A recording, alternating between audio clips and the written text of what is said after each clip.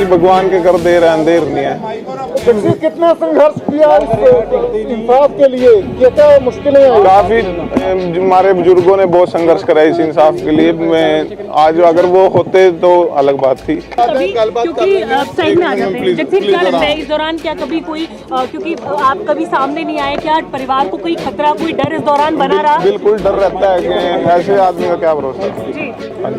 जी। तो कैसा लग रहा है आज, जब छोटे थे आप क्या फील करते थे और आज कैसा लग रहा है 19 सालों के बाद? हम इंसाफ की जीत हुई है। 2016 तक आपके फादर साहब लड़े, उसके बाद आप आए।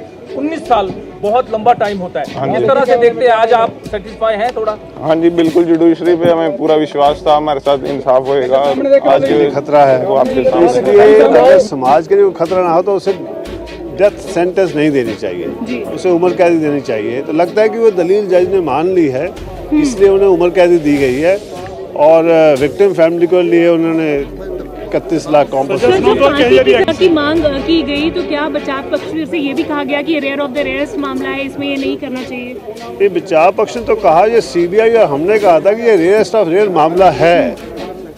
बहुत कम होता है कि कोई किसके पास इतनी अपार शक्ति हो, लाखों उसके पास उनके फॉलोअर्स हो, जैसे उनके आप ही क्लेम करते हैं, वो उस पर अथाप विश्वास रखते हो।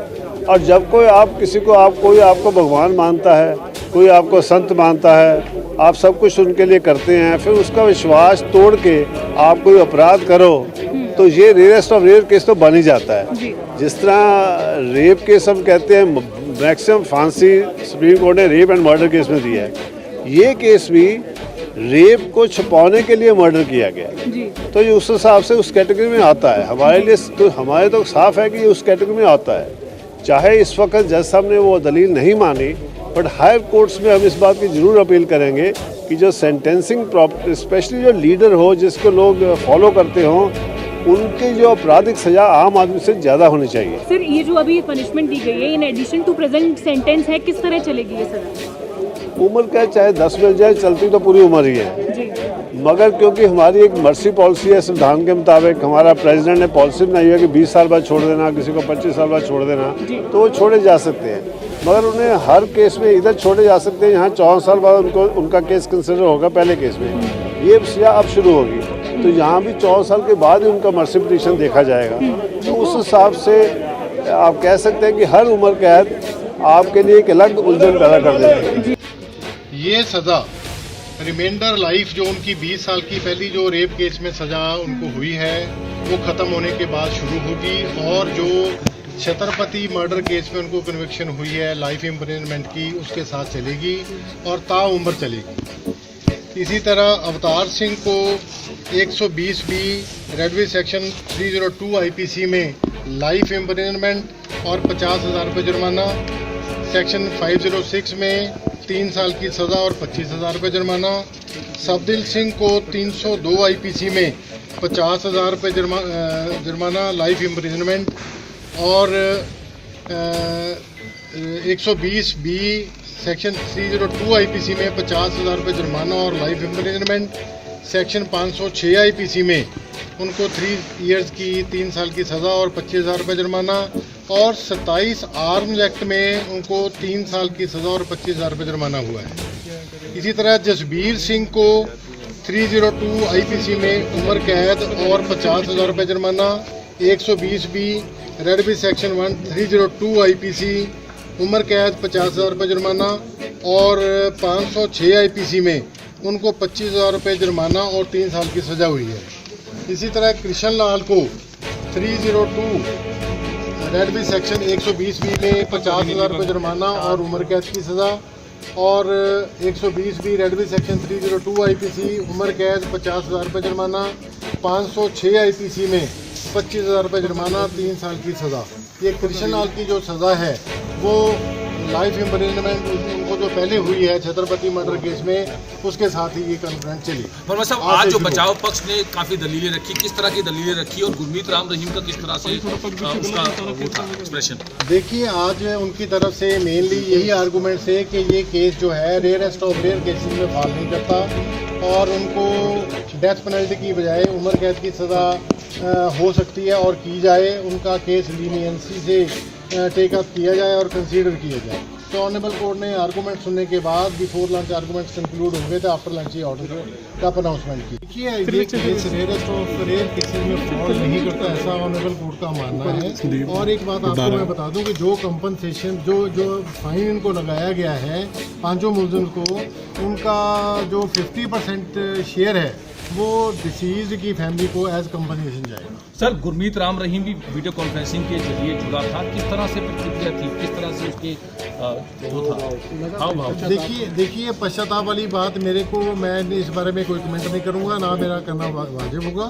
तो जैसा कोई एक कन्विक्ट को अनाउंसमेंट सुनने के लिए आना चाहिए उसी तरह से वो और सुन के चले। इतने सालों से आप लोग देखते आ रहे हैं, क्या उनके हाव में कोई मतलब चेंजेस आए? क्योंकि पहले कहीं ना कहीं प्रभावशाली व्यक्ति रहे वो और अब आपराधिक श्रेणी में आ गए, क्या वो कहीं ना कहीं आंखें झुकी हुई या किस तरह से बॉडी लैंग्वेज में कोई चेंजेस थे उनके, क्या आपने नोटिस किया? देखिए he was not disrespectful towards the court, मैं यही कहना चाहूँगा कि ही वॉज रिस्पेक्टफुल। तो उन्होंने कोई ऐसी बात नहीं की, कोई ऐसा हम नहीं कह सकते कि उन्होंने कोई बेअदबी वाली बात की।